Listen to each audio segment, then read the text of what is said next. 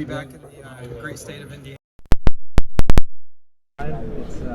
It's always fun for me to come back where I'm from, and I think that 23 years ago that I drove. Yeah, we're making progress on it. Still had a dinner with Brandon Bean. In progress. Eventually led to Staff just really got finalized last week. Excited time to be here. It's kind of a as we cross between go on to 2024. I just installing the remiss if I didn't thank my staff. There's a lot that goes into that's natural. Preparing for the combine, there's logistics, getting us to the airport, the hotels, and all that stuff. So staff did a fabulous job, and I'd also like to mention Jeff Foster with NIC and the job he does putting this stuff, this event together. He does a phenomenal job, and if you guys understood half of the stuff that he has to go through to get all these players here, the medical, the hotels, the flights. Yeah, I'll say do this. a phenomenal job On for our us. roster.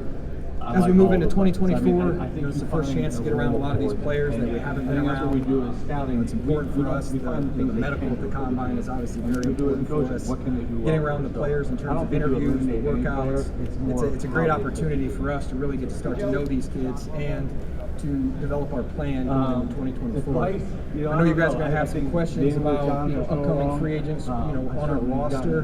We have Saquon Barkley, which we're going to talk to his representatives this week. There's nothing new on that front. The conversation, the plan all along was to meet here in Indy and have those discussions about how we're going to move forward with him. He's a guy we'd like to have back, so those conversations will take this week and will take place this week, and we'll see if we can get something done with him. And then Xavier McKinney, the same boat.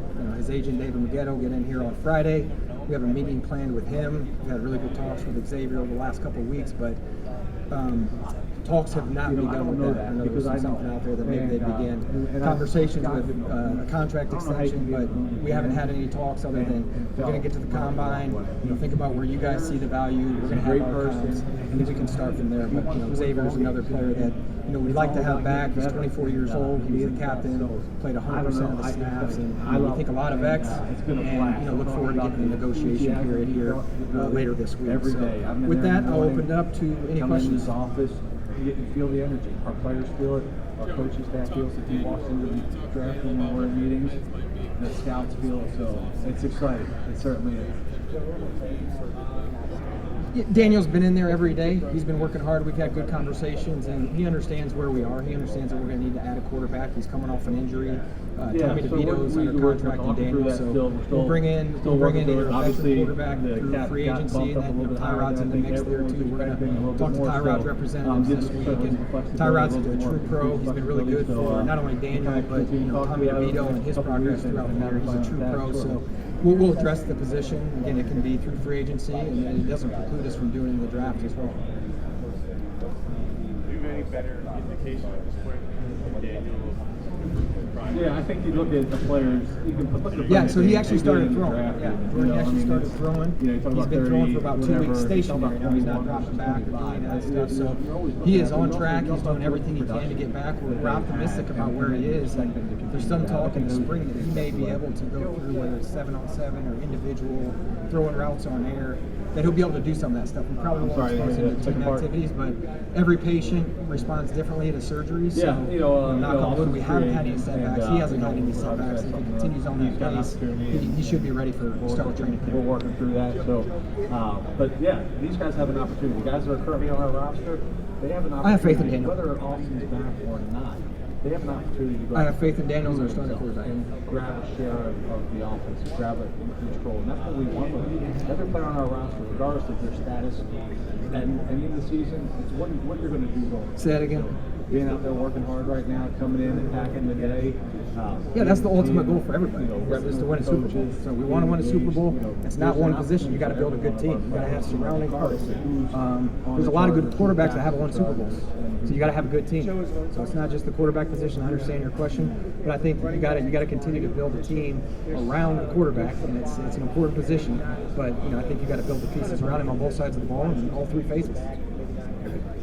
Yeah, I think that every position you have to weigh the opportunity, the surplus versus the value of the position. So, if I think I heard you correctly, Aaron, you asked how you weigh the running back position.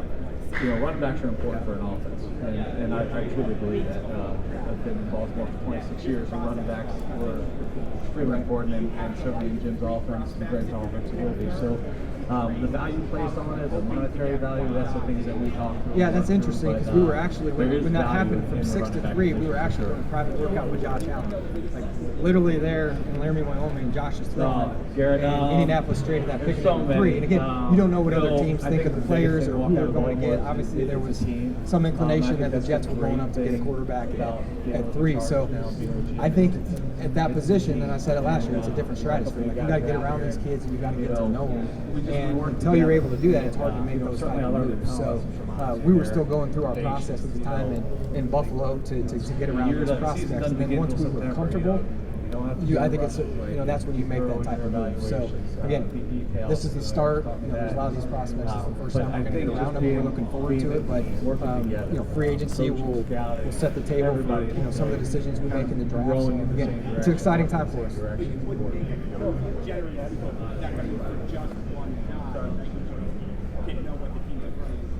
That'd be hard to do until you're on the clock. And again, that's a different occasion. I know the Panthers did it last year. They did it like the day was March. It seems like there's players they traded up to 1. So whatever exposure they had to Bryce Young or CJ Stroud, whoever their guy was, must have been good enough.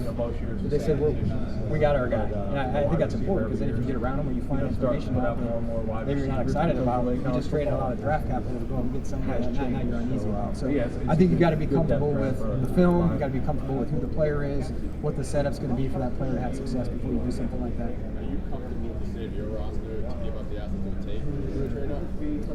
Again, the roster it's fluid. Okay, we still have free agency. The roster could look a lot different in 3 weeks from now based on what we do in free agency. So that's evolving. It's hard to answer right now because the way the roster is going to look, and that'll help set our plan as we go into the draft.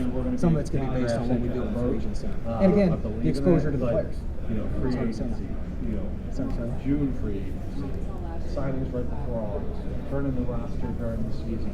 The roster should never be where you want. What do I think of the free agent running back market? Yeah, I mean there's some good names there. Yeah, I mean, it's we're going to continue a little bit of a saturated market. There's some guys at different ages that have had success. There's some older guys that have had some success. So it's a diverse group. I'm confident we can get there because you have to get there. I have a good no question. choice but to get under the cap. I can't predict what's going to happen with the running back market. We'll have a better feel here in a couple of weeks once you get into that.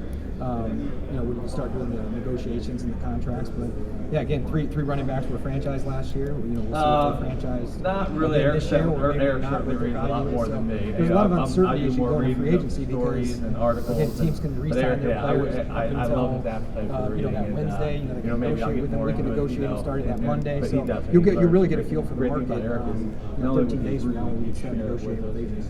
Share traffic with us, and different articles. How much the value change you left the last July? Yeah. I wouldn't say his value has changed, especially to the organization. Especially for a first time. He's a captain, he's a leader, he's a hard worker. I think the world of Saquon, and I still think he can play. So my value for Saquon really hasn't changed. Unfortunately, throughout the process, starting back in November of 2022, we weren't able to come to an agreement in terms of where we thought the deal made sense. So we'll circle back again. He has a new agent, Ed Berry, who we have a really good relationship with CAA.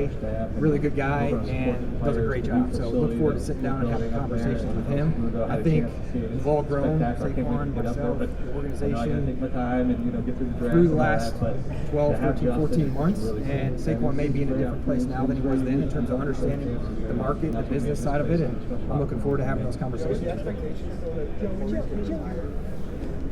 We've talked, and I appreciate Corey for helping us out, given his current situation. I'll let him announce that or make that decision on his own. That's not mine to make.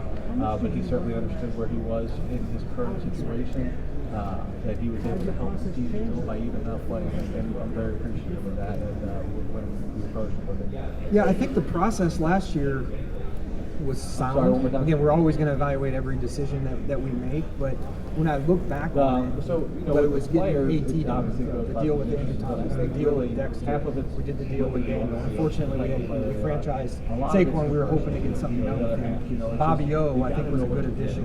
Schon, Nacho. So I think in terms of free agency, I think the process went well. We were able to sign some guys that were valuable contributors. Now there's some guys that we wish maybe we thought they would have contributed a little bit more, but I think it was a sound process, and every year is different. We don't have that many young players that we're looking to extend like we had last year. So it's balancing, signing those guys outside the building that can be role players or starters, but also understanding we want to build this through the draft. When we took the job, we still want to build the team through the draft and supplement it with free agency, and that's still going to be the case. It's a fun opportunity to get to know guys.